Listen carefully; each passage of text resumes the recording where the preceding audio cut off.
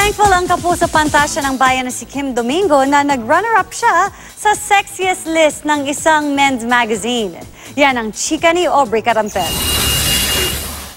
Masaya si Kim Domingo sa kanyang top 2 finish sa FHM's 100 Sexiest Women poll. Hindi man nasungkit ni Kim ang number 1, malaking achievement na raw ito mula sa pagiging 9th placer niya last year. Kaya sobra raw ang pasasalamat ng kapuso pantasya ng bayan sa lahat ng mga bumoto para sa kanya. Happy ako sa naging resulta niya. And I think naman, lahat naman ng nandun sa list, deserving naman sila. Sa kanyang bagong coffee table book na State of Undress, muling pinatunayan ni Kim na deserving siyang mapabilang bilang isa sa sexiest women ng bansa. Tampok sa libro ang sexy photos ni Kim na may iba't ibang theme.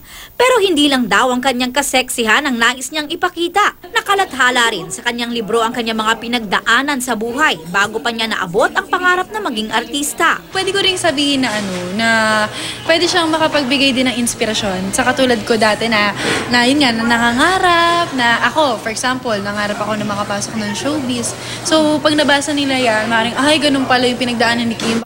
Kaya nga raw idolo at inspirasyon ni Kim, ang The Originals co-star, ang Cannes Film Festival Best Actress na si Jacqueline Jose. Dream ko na hindi lang puro pa sexy, kumbaga gusto ko rin matawag na actress. Kasi di ba si Tita before naman nag-start siya doon, tapos napunta siya doon, na-establish niya yung pangalan niya as an actress na talaga.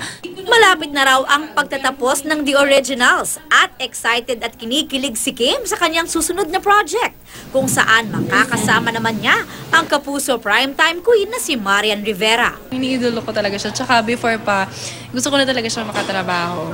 Aubrey Carampel, updated sa Showbiz Happenings.